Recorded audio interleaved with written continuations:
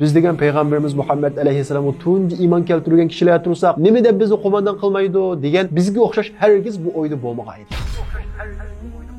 Uning Masjidul Aqsoni, ya'ni musulmonlarning tunji qiblasini ozod qilishi uningga sharaf jihatda yetarli. Boshqa kishilar musulmon bo'lgan bo'lsa, ya'ni taslim bo'lgan bo'lsa, Amr ibn As mu'min bo'ldi, ya'ni qalbidan iymon etdi.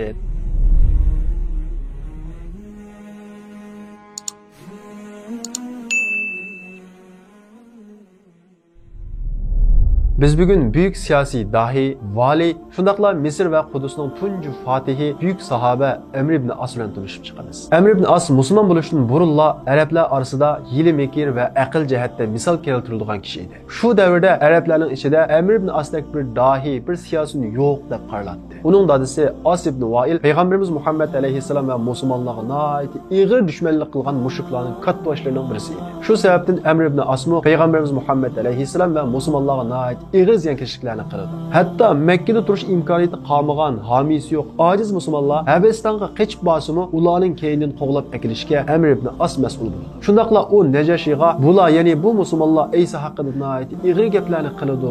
Dep ait halkılı qiyalarını sözlep Necaşi'ni qayil kılmakçı buldu. Lekin adil padişah Necaşi onun sözlerine qayil bulmay Müslümanlarını onunla qaytırıp vermeydi. Amr ibn As onundan keyin Peygamberimiz Muhammed aleyhisselam ve Müslümanlar karşı elip verilgan uruşlarda düşman sepede en halkılık urunlarda durdu. Müşrikler Hendek uruşudan ait ağır talafetke uçrap qaytırdı. Onundan keyin Peygamberimiz Muhammed aleyhisselam hicretinin 7. yılı müşrikler bilen 10 yıllık Hudeybiye sulhisi tüzüşdü. Irak'ın kürer siyasi dahi Amr ibn As bu fırsatda Muhammed küşünüdü. Biz bolsa aciz işimiz. Muhammed çoğun Mekke'ni yutup aladı. Şunun için biz bununla tedbir almasak bolmaydı dep oylashib ahiri Mekke'nin katvaşları, aksakallarının hemmisini bir yerge toplap Muhammed bundaki toxtamay küşünüdü. Biz bolsa aciz işimiz. Şunun için biz Necaşi'nin qışıga berip ulağı qoşlaylı. Necaşi ile biri bulaylı. Eğer Muhammed küşünüp Mekke'ye besip gelse, Mekke'nin qoluğa asa, biz Necaşi'nin qol asıda turğunumuz, Muhammed'nin qol asıda qağınımızdan yaxşı. Eğer o məğlub bolsa, biz yana qaytib kelip Mekke xalqiga xo'jaylığımızı qilib verimiz degan teklifni berdi. Mekke'nin çoğunları ve aksakalları Amr ibn As'ның fikrini toğru görüp, unda bolsa biz seni nurgulluğun hormula bilen Necaşi'ye yolgu salaylı. Sen Habestan'a berip bu meseleni Necaşi bilen deyişken deydi. Amr ibn As maqul bulup nurgulluğun hormula bilen Habestan qarap mağdı. Amr ibn As Habestan'a bağandan keyin Necaşi'nin huzuruga chiqish uchun saqlab turadi. Onun aldida Peygamberimiz Muhammed aleyhisselamның elçisi Necaşi'nin huzuruga kirib ketadi. Amr ibn As Peygamberimiz Muhammed aleyhisselamның elçisini görüp hayron qoladi ve nahayat g'azablanib Necaşi bilan kurashib bo'lgandan keyin Muhammedning bu elçisini o'ltirib Mekkeliklarning yarasiga bir malham bo'lmasam deb o'ylaydi. Peygamberimiz Muhammed aleyhisselamның elçisi Necaşi bilan kurashib Peygamberimiz Muhammed aleyhisselamның talebi bo'lgan Ja'far ibn Abi Talib ve boshqa musulmonlarni Madinaga yo'l silib qo'yishini yetkazadi. Necaşi Peygamberimiz Muhammed aleyhisselamның talebiga asosan buyruqni tushiradi. Peygamberimiz Muhammed aleyhisselamның elçisi Necaşi'nin huzuridan chiqqandan keyin Amr ibn As Necaşi'nin huzuriga kiradi. Elib kelgan so'g'u salomlar, xurmolarning hammasini oldiga qo'ydi. Necaşi o elib kelgan so'g'u salomlarga va xurmolarga qarab nayt xushal bo'ladi. Bu ikkisi nayt qizg'in paranglashadi. Ularning kayfiyati eng yuqori paytga chiqqan vaqtida Amr ibn As Necaşi'ga "Mening sizga bir talabim bor" deydi. Necaşi "Do'stim, qani ayta, qanday talabim bo'lsa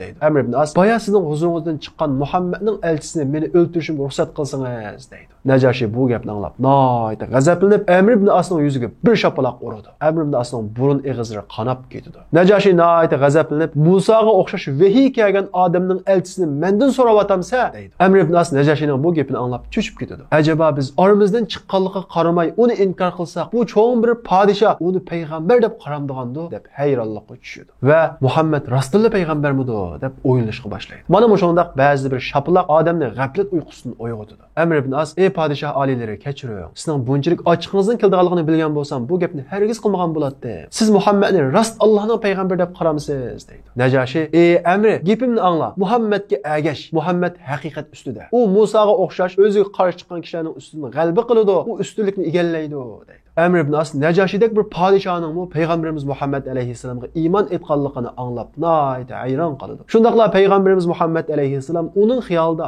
boshqa bir odamga aylandi va Peygamberimiz Muhammed aleyhisselam qilgan dushmanliklarini birma-bir o'ylab chiqdi va ichida pushaymon to'ladi. O'zining naqadar patqoqqa, naqadar xatarning ichiga, naqadar ozg'unlikning ichiga kirib ketganligini his qilishga boshlaydi. Amr ibn As yana kechikmaslik uchun, islom karvonidan tushib qolmaslik uchun Necaşi'ga "Ey podshoh, men sizga Muhammadga vakolatan islomga bay'at bersem bo'lamdi deydi. Najashi qo'lni uzartdi. Amr ibn As qo'lni Najashining ustiga qo'yib islomga bay'at berdi. Ya'ni musulmon bo'ldi. Najashi Amr ibn Asga yep-yangi bir kiyim hadiya qildi. Chunki uning kiyimlari qon bo'lib ketgan edi. Amr ibn As yep-yangi kiyimini kiyib Najashining huzuridan chiqdi. Uni bilan birga kelgan do'stlari, "Ha, Amr ibn As Najashi bilan obdan kelishibdi, shunga unga kiyim hadiya qilibdi" deb o'ylaydi. Amr ibn As musulmon bo'lganligini birga kelgan hamrohlariga aytmaydi. Amr ibn As Makkaga emas, Udul Madinaga qarab yo'lga chiqdi. Shundaqla yo'lda Xolid ibn Velid bilan uchrashdi. Amr ibn As Xolid nega mangding deb so'raydi. Xolid sen nega mangding deydi. Amr ibn As men musulmon bo'ldim. Muhammadga ergashaman deydi. Xolid ibn Velid bu vaqtda iymon aytib payg'ambarimiz Muhammad alayhisalomga ergashish uchun yo'lga chiqqan edi. Xolid ibn Velid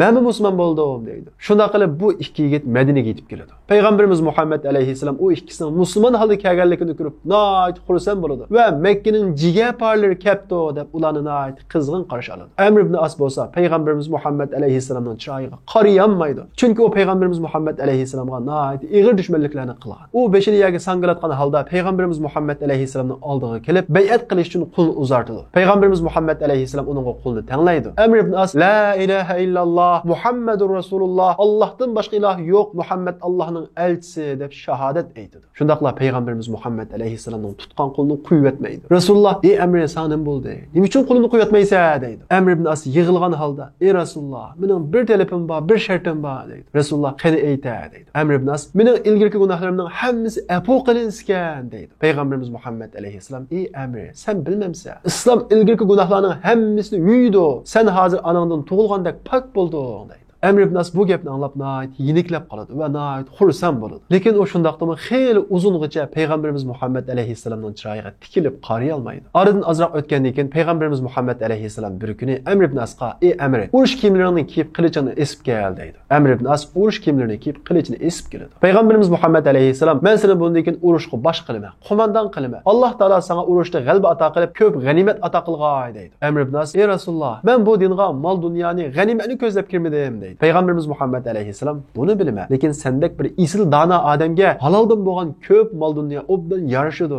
deydi. Bu vaqt, ya'ni Amr ibn Asning musulmon bo'lgan vaqti musulmonlarning kuchlangan vaqti edi. Shuning uchun bu vaqtda ba'zi kishilar ixtiyoriy, ba'zi kishilar majburiy, ya'ni ba'zi kishilar islom kuchlangandan keyin kuchlikning qashida turish uchun musulmon bo'lgan edi. Ammo Amr ibn As bo'lsa haqiqiy qalbidan musulmon bo'lgan edi. Ba'zi kishilar Amr ibn As islom kuchlangan vaqtida huquq mansabda musulmon bo'ldi degan shubhani taqatgan vaqtda payg'ambarimiz Muhammad alayhisalom boshqa kishilar musulmon bo'lgan bo'lsa, ya'ni taslim bo'lgan bo'lsa, Amr ibn As mu'min bo'ldi, ya'ni qalbini iymon etdi deb uning iymonining haqiqiy sab bo'lganligini ta'kidlaydi. Amr ibn As musulmon bo'lib 2,5 oydan keyin payg'ambarimiz Muhammad alayhisalom Amr ibn Asni bir qo'shinga boshliq qilib Zatu Salasil urushiga avatdi. Bu qo'shinda Hazrat Abu Bakr va Hazrat Umar bor edi. Payg'ambarimiz Muhammad alayhisalom bu qo'shinga, ya'ni Hazrat Abu Bakr, Hazrat Umar bor qo'shinga Amr ibn Asni qo'mondan qilgan edi. Hazrat Abu Bakr va Hazrat Umarlar biz degan payg'ambarimiz Muhammad alayhisalomga tunji iymon keltirgan kishilar tursak, nima deb bizni qo'mondan qilmaydi degan bizga o'xshash hargiz bu o'yda bo'lmagan edi. Masalan, biz bir ishning 5ida bo'lib, ya'ni bir ish tunji boshlangan vaqtida uning 5ida bo'lib, bizning keyin kelgan birisini bizga boshliq qilsa, bizning qo'sqimiz ko'padi. Nima deb biz 5idan tortib bu ishning 5ida tursak, nima deb bizning oldimizga uni chiqarib o'tadi deb buni o'ylaymiz. Ammo sahobalar undaq emas edi. Amr ibn As dushman qo'shinining musulmonlar qo'shinining tushgan o'rnini bilib olmaslik uchun qo'shinni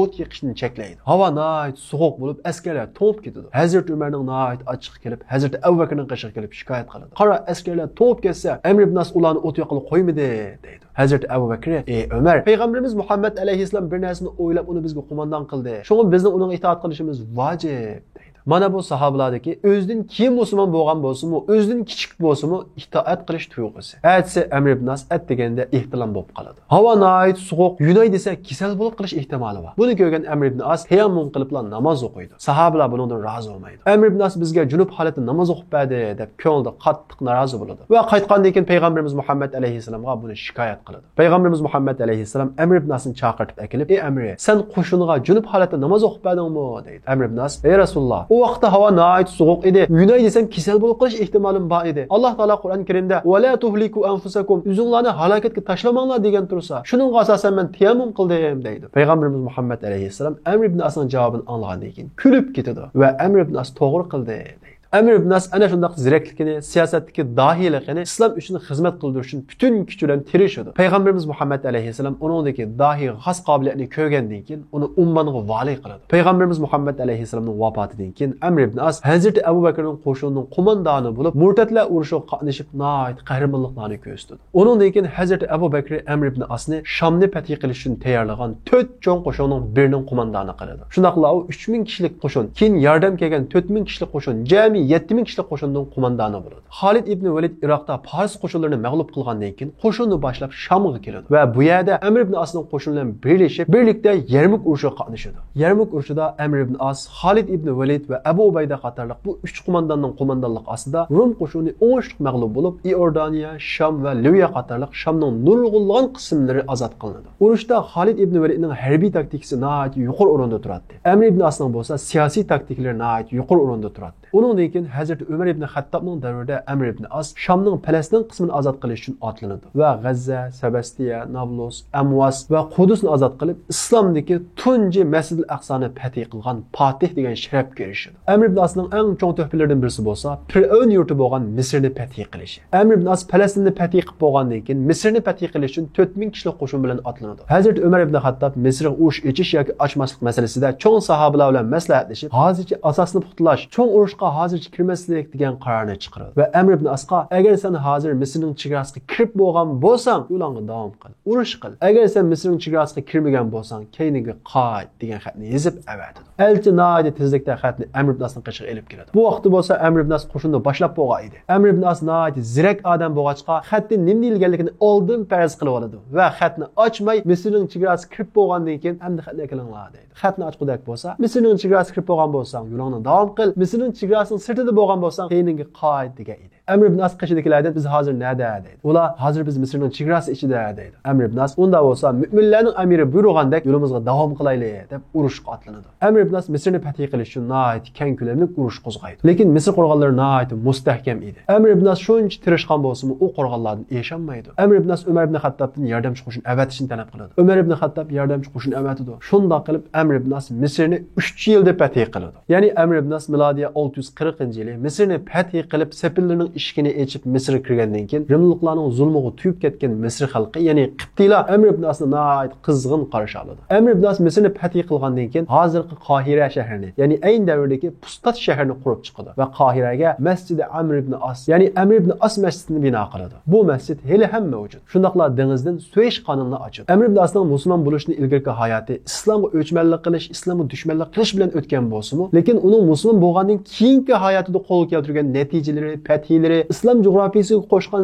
ziminlari uning qilgan zulmidan necha hassa eshib ketadi. Shundaqla uning Masjidul Aqsoni, ya'ni musulmonlarning tunji qiblasini ozod qilishi uningga sharaf jihatda yetarli. Amr ibn As Misrni fath qilgan vaqtida yeshi 70 dan oshgan edi. U yeshi 70 kirib qolgan bo'lsa-mu, Alloh yo'lida jihad qilish uchun qilchi bo'shashmagan edi. Amr ibn As o'lim haqida ko'p o'yladi va o'lim qandoqdir deb bu haqida ko'p savol so'raydi. Shundaqla men aqlliq bir odamning o'limiga hozir bo'lsam, u sakratga tushayotgan vaqtida o'limning ta'mini, o'limning qandoq bo'lganligini menga bir aytib bersa deydi. Amr ibn As hayotini ana shundoq jihad va g'azot ichida o'tkazib, yeshi 80 necha yoshga kirgan vaqtida ajal yaqinlashib sakratga tushadi. O'g'li uningga, "Dada, siz doim aqlliq bir odamning sakratiga hozir bo'lsam, uningdan o'limning qandoq bo'lganligini bir so'sam" deydi.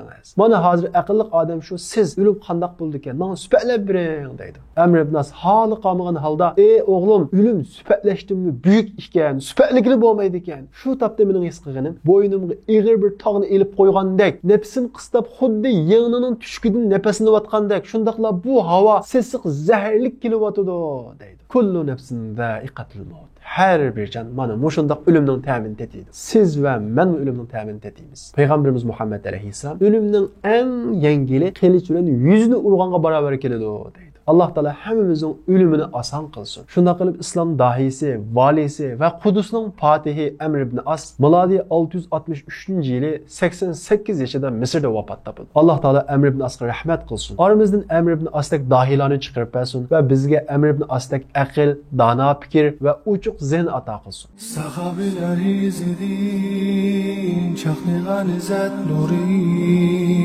o'tgani siqilidin haq islomning tulbuli Başegmez kafirha şiddet bilen atseli Hemze Halit Musebtek şir yürek ulan leri